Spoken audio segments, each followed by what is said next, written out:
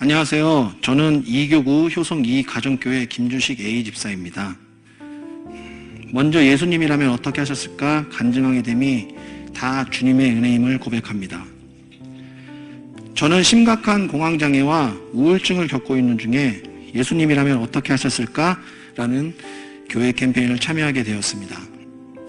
처음 캠페인에 참여할 때는 내 의지로 실천하려고만 했습니다. 그러다 보니 내 자신이 무척 피곤해졌습니다.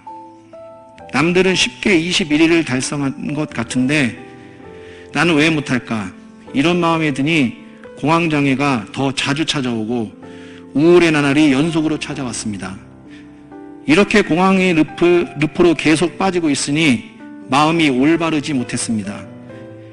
그리고 모든 것이 다 부정적으로 생각하게 되었고 예상치 못한 때에 감정이 폭발하면서 다른 사람의 감정을 상하게 하는 죄인이 되었습니다. 하루는 도로 유턴구역에서 유턴을 자연스럽게 하고 있었는데 제 차에 대고 오토바이가 경보음을 울리는 사건이 있었습니다. 순간 욱해서 오토바이 기사한테 욕지거리를 했습니다. 그러고 나서 예수님이라면 어떻게 하셨을까라고 마음속으로 되새겼고 그 순간 나의 마음의 대답이 뭘 어떻게 해? 나처럼 욕하시겠지 하고 팔에 차고 있던 팔찌를 길거리에 버려버렸습니다.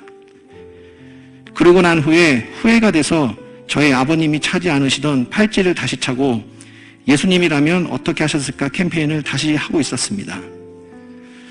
5일차쯤 또 아내가 나의 마음을 몰라준다고 혼자 삐져서 팔찌를 가위로 잘라버린 적도 있었습니다. 이런 삐뚤어진 마음이 계속되니 스스로 죄인의 모습, 나약한 모습밖에 없는 절망의 나날 뿐이었습니다.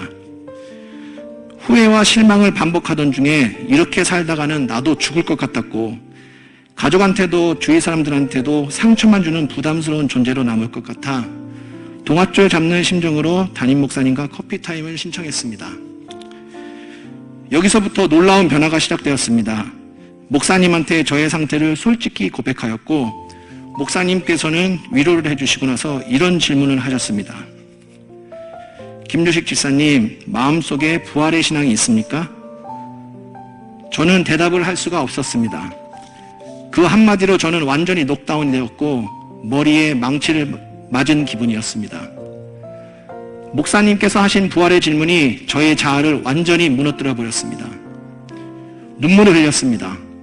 제가 지금까지 살아온 것에 대한 후회 대신에 감격과 회개가 넘쳤습니다. 지금까지 헛된 것만 바라보며 내 스스로를 괴롭힌 나날을 생각하니 눈물이 날 수밖에 없었습니다. 그리고 나서 나를 이렇게까지 사랑하셔서 나를 위해 대신 죽으신 예수님의 부활의 신앙이 나의 생명수가 되었습니다. 목사님과 면담하고 부활의 신앙을 가졌습니까? 라는 질문을 받으려고 3년 동안 광야에서 공황장애와 우울증으로 훈련을 시키신 것 같았습니다. 그때 그 느낌은 말로 표현할 수 없을 정도로 충격이었으며 기분이 묘했습니다. 그 이후 저는 그 부활의 신앙을 다시 정립하며 몇 번의 목사님과의 만남을 통해 회복이 되었습니다. 그러다 보니 제 의지로 예수님이라면 어떻게 하셨을까로 21일을 지킨 것이 아니라 성령님께서 21일을 지킬 수 있도록 저를 변화시켜 주셨습니다. 저는 회사에서도 저의 칼 같은 성격 때문에 몇 번씩 회사에서 좌천된 사람이었습니다. 그래서 별명이 모세였습니다. 제가 지나가면 홍해바다 갈라진 것처럼 사람들이 저를 피했기 때문입니다. 그런데 부활의 신앙이 제 마음속에 들어오니 칼 같은 성격은 어느새 누그러져 있었고 웃음이 넘치고 표정이 바뀌어졌습니다. 그래서 요새 동료들이 저한테 김 차장님 대마초 피세요? 라고 놀립니다. 그래서 이야기합니다. 아주 센 마약을 먹고 있다. 구약과 신약을 말이다 라고 웃으면서 대답을 해줍니다. 그리고 더 놀라운 것은 아침, 점심, 저녁 때 먹던 공황장애약과 우울증약, 수면제 등의 독한 약들을 끊게 되었습니다. 어떤 날은 약이 너무 독해 정상적인 생활을 할 수 없을 정도로 힘든 나날이었지만 지금은 약을 먹지 않고 잠도 푹 자고 산책도 하고 탁구 동호회에서 탁구를 칠 수 있도록 건강이 회복되었다는 게 너무나도 기쁩니다. 이것이 다 주님의 은혜이자 축복이라는 사실을 깨달았습니다. 지금은 어느 누구보다도 행복하고 세상 좋은 일이 다 나에게 오는 것 같은 기분이었습니다. 그래서 나의 의로 살려고 한 예전의 제 모습을 반성하게 되었습니다. 부활의 신앙이 나의 마음속에 찾아오니 주님이 귀찮아하실 정도로 주님을 찾게 되었습니다. 약을 먹지 않으니 사람들한테도 짜증을 안 내고 욱하는 마음도 사라졌습니다. 성경을 읽게 되니 부활의 위대함을 체험하고 있습니다. 지금은 행복한 하루를 보낸다는 게 얼마나 귀하고 감사한지 모릅니다. 나의 죄를 대속해 주신 예수님의 보혈로 예수님의 부활이 나에게도 찾아왔습니다.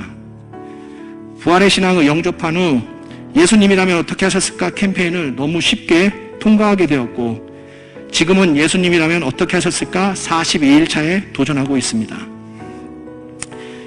예전에는 안 좋은 상황에 직면할 때는 남을 원망하고 남을 정죄했지만, 지금은 안 좋은 상황이 다가올 때 주여 또는 주여 저를 불쌍히 여겨 주옵소서라고 마음속으로 외치면서 주님께 완전하게 의지하니 금방 안 좋은 상황이 좋은 상황으로 변했습니다.